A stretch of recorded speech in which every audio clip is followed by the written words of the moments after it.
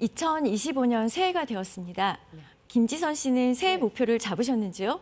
제가 나이가 드니까 이 복부 쪽으로만 살이 이렇게 찌는 거예요. 제가 완경이 됐거든요. 그래서 요거 한번 빼보려고 다이어트 한번 계획 중입니다. 네, 새해에 다이어트 마음먹는 분들 많으시죠?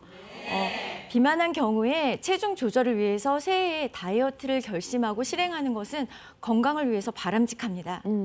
실제로 최근 10년간 우리나라 노년층의 비만 발병률은 계속 증가하고 있습니다.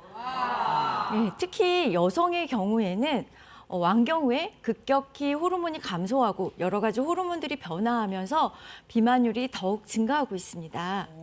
아니 근데 선생님 사실은 뭐 살 찐다고 해서 다 비만은 아닌 걸로 알고 있는데 이게 기준이 따로 있을 것 같아요. 네, 비만을 진단할 때 가장 많이 사용하는 기준은 체질량 지수가 되겠습니다. 체질량 지수는 자신의 몸무게를 키의 제곱으로 나눈 값이 되겠는데요.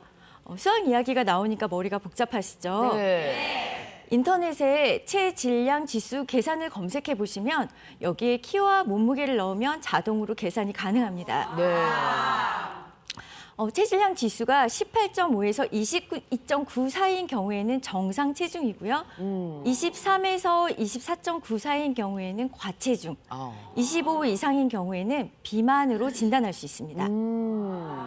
네, 키가 160cm, 60세인 여성을 기준으로 했을 때는 59kg부터는 과체중, 64kg부터는 비만에 해당한다라고 말씀드릴 수 있겠습니다. 그렇군요. 또 노년층의 큰 고민 중에 하나인 복부 비만은 좀 더 쉽게 진단이 가능합니다. 줄자로 허리 둘레를 측정하시면 되는데요. 남성은 90cm, 여성은 85cm 이상인 경우에는 복부 비만이라고 정의할 수 있겠습니다. 네. 비만은 사실 비만뿐이 아니라 각종 질병의 원인이 돼서 위험하다라고 말씀드릴 수 있겠는데요. 그래서 비만을 만병의 근원이라고 얘기를 하고 있습니다. 영상을 보면서 좀 더 자세히 설명을 드리도록 하겠습니다. 네. 네, 지방은 피부 바로 밑에 있는 피하 지방과 장기 사이사이에 있는 내장 지방으로 나뉩니다. 비만한 사람의 내장지방 세포에서는 염증을 비롯한 대사에 해로운 여러 가지 물질이 분비됩니다. 이제 이런 물질들이 이제 몸을 돌아다니면서 결국에는 동맥경화를 일으키게 되는데 이런 혈관의 동맥경화가 일어나고 진행하면서 이제 혈관이 막히게 되겠습니다. 아이고. 네, 이렇게 되면은 여러 가지 협심증이나 심근경색 같은 관상동맥 질환이나 뇌졸중 같은 이런 혈관 질환들이 유발되게 되겠습니다. 무섭다. 아니 고혈압, 당뇨 이런 것들이 저게 비만하면 온다. 저는 그렇게만 알고 있었는데 그 혈관 질환, 그 심근경색 같은 게 올 수도 있다는 그런 얘기잖아요. 결국 그러면 궁극적으로는 사망으로까지 이어질 수도 있다는 얘기네요. 네, 맞습니다. 실제 대한비만학회 연구에 따르면 이렇게 기대 수명이 비만하면 감소한다라는 보고를 하였는데요. 네. 수명이요. 우리나라 65세 이상의 여성, 남성의 그 비만율을 보면은 65세 이상의 이제 남성에서 비만한 경우에는 3.2년, 여성인 경우에는 2.7년 정도 수명이 준다라는 보고를 하였습니다. 노년층의 경우 남성이 비만일 경우에는 수명이 3.2년이나 줄어든다. 다른 뭐 질환이 아니라 비만 때문에. 비만 때문에. 네, 사실 조금 전 영상만 봐도 좀 충격적인데 내 몸에서 그래서. 저런 변화가 일어나고 있다면 당장 살을 빼야 되겠다 마음을 예. 먹게 될 것 같아요. 먹는 것도 조심하게 될 것 네. 같고요. 네. 네, 제 얘기를 들으시고 그래, 오늘부터 덜 먹고 다이어트 할 거야. 새해 계획을 결심하는 분들도 계실 것 같은데요. 사실 이렇게 늘어나는 체중이나 이제 뱃살 때문에 무작정 다이어트를 시도할 경우에는 특히 득보다 해가 많을 수도 있습니다. 네? 네. 왜요? 실제로 네. 체중 감소에만 집중한 다이어트 같은 경우에는 네. 지방과 함께 근육이 같이 감소할 수 있습니다. 근육까지. 네. 특히 그래서 어르신들에게 이제 좀 위험할 수 있는데요. 어르신 같은 경우에는 같은 키나 체중에서 근육량은 젊은 세대보다 더 낮고 내장 지방량은 좀 더 높기 때문에 이렇게 다이어트를 하게 되면은 지방과 근육이 같이 빠지면서 오히려 건강에 해로울 수 있습니다. 그래서 근감소증도 있고 비만도 같이 있는 근감소성 비만이 될 수 있습니다. 와, 제일 무서운 애들 둘이 만났네요. 근감소하고 비만하고. 네, 그러니까 살은 빼야 하지만 근육이 줄어들지 않도록 주의해야 된다 그렇지. 이런 말씀이시죠. 맞습니다. 근감소증에 대해서 좀 말씀을 드리면 네. 근감소증은 근육량이 줄어들고 근력이 약해져서 일상에 어려움이 있는 이런 상태가 근감소증이라고 말씀을 드릴 수 있겠습니다. 사실 우리가 30세 이후에는 근육량이 자연스럽게 줄게 돼 있습니다.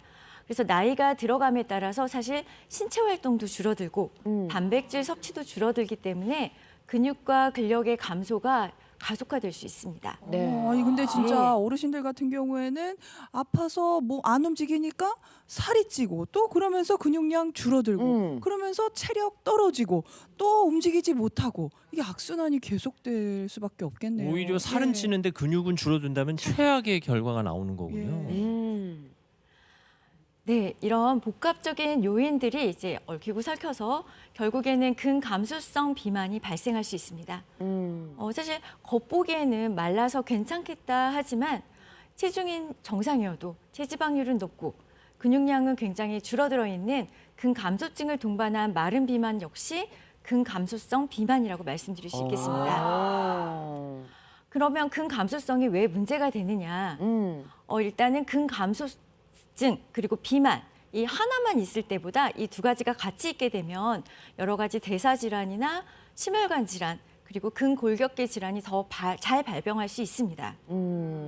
또 요즘에 이제 노년층에서 굉장히 걱정하는 질환이 치매가 되겠는데요. 그렇죠. 네, 치매 위험도 증가한다라는 연구들이 있습니다. 아 근육이 없으면요? 네, 일본에서 이제 진행이 되었던 연구인데요.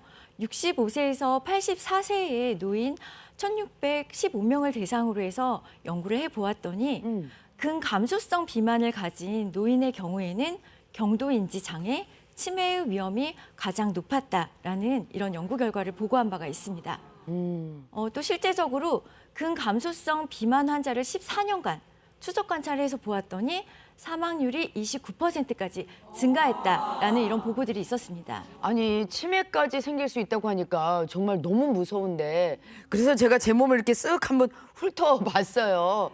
아직까지는 쓸만한 것 같은데 근데 아까는 이제 그 비만 측정법은 알려주셨잖아요. 그러면 근감소증을 내가 알 수 있는 방법도 있을까요? 네. 근감소증은 이제 질병으로 분류된 지가 얼마 안 되었기 때문에 사실 명확한 진단 방법이 있는 것은 아니고요.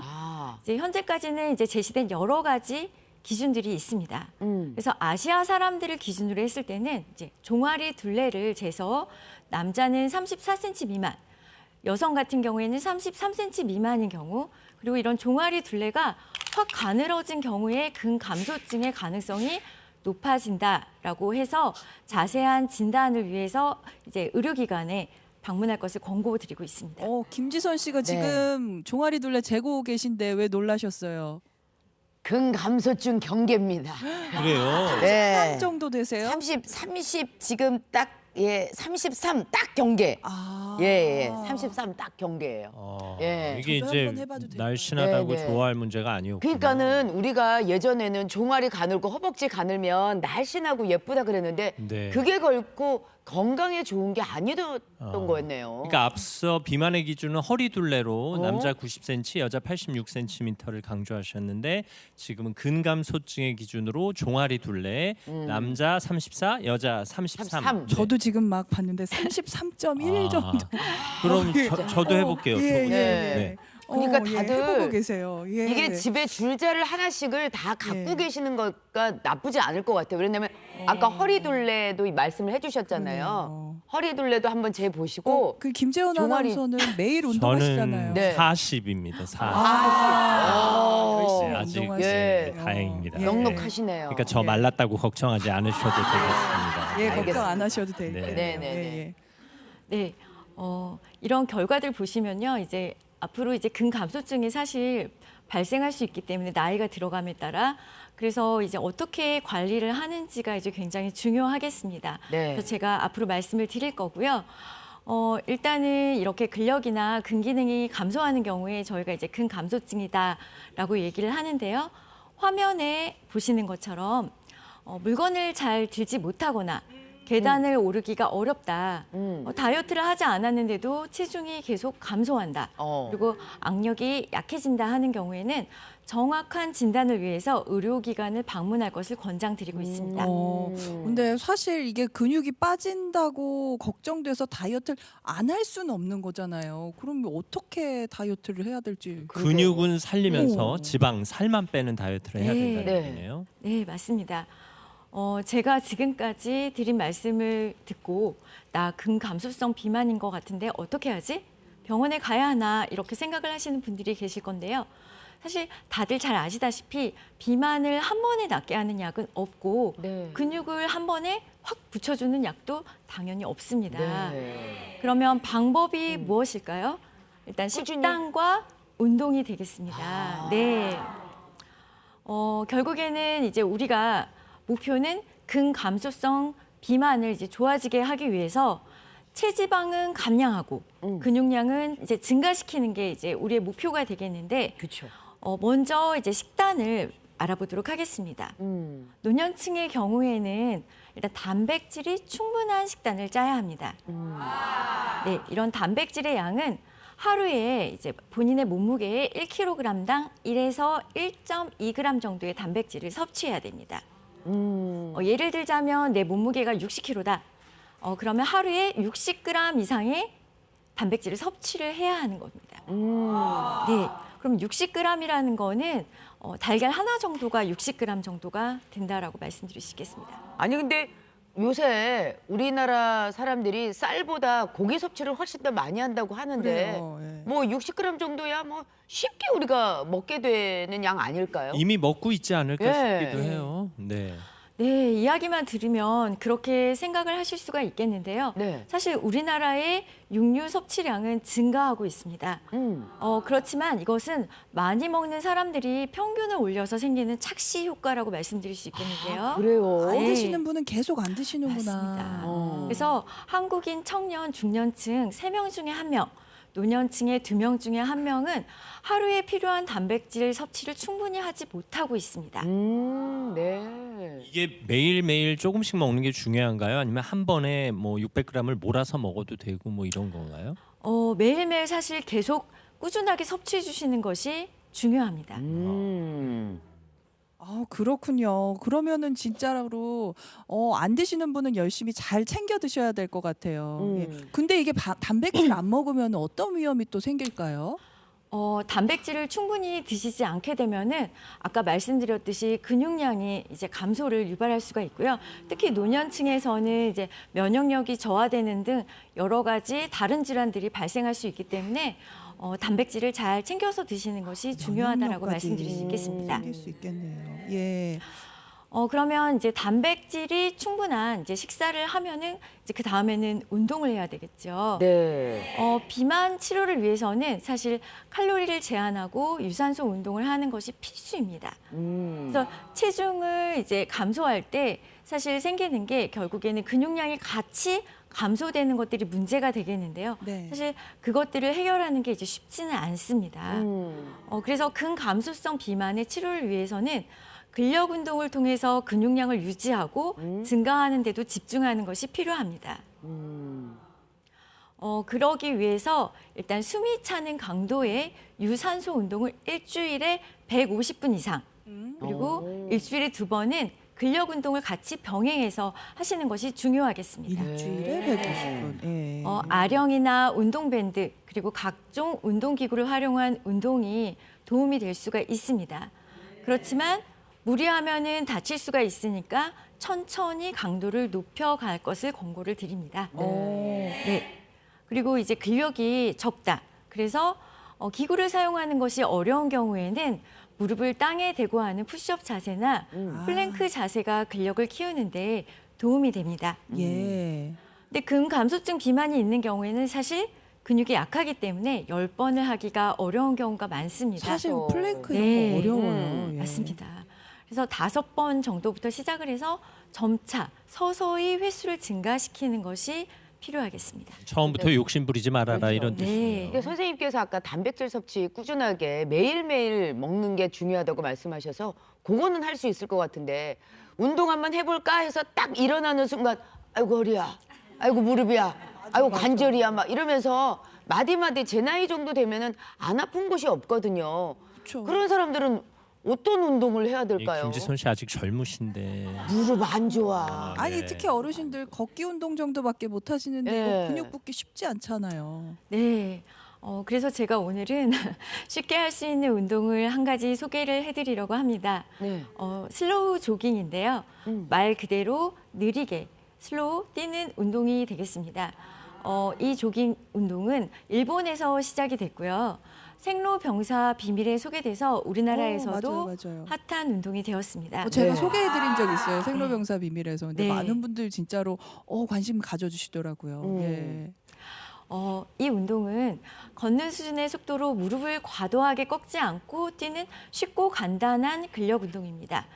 새해에 다이어트 결심, 운동 결심해도 몸이 힘들어서 작심삼일 많이 되시죠. 이 운동은 쉽게 간단하고 큰 무리가 되지 않고 꾸준히 할 수 있어서 기초 체력이 부족한 고령층에서 쉽게 접근이 가능합니다. 그래서 이런 식단과 슬로우 조깅을 병행했을 때 복부 비만이 좋아지고 당뇨병, 고혈압, 대사증후군 같은 질환들이 있는 사람들에서도 효과가 있다라고 알려져 있습니다.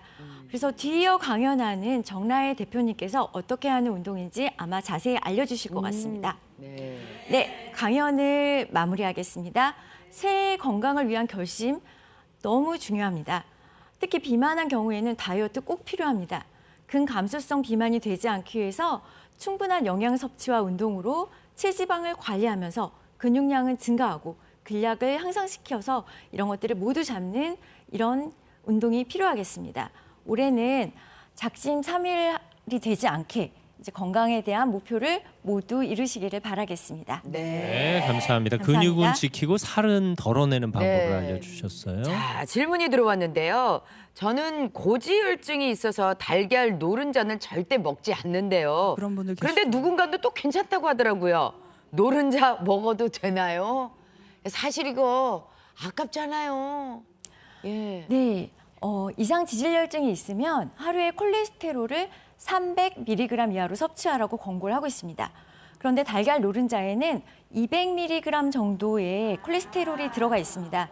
그래서 하루에 한 알 정도는 괜찮은데 그런데 사실은 이런 달걀은 우리가 가장 손쉽게 접하는 단백질이기 때문에 사실 식사 선택의 폭이 좁으신 분들은 이것마저 제한을 하면 식사의 질이 너무 떨어져서 이제 네. 단백질을 잘 섭취 못하게 되기 때문에 사실 노른자를 빼고 안 먹고 뭐 안 빼고 먹고 이런 거보다는 단백질, 채소를 충분히 섭취하고 포화 지방을 과다 섭취하지 않는 이런 균형 있는 식사가 보다 중요하겠다라고 말씀드릴 수 있겠습니다.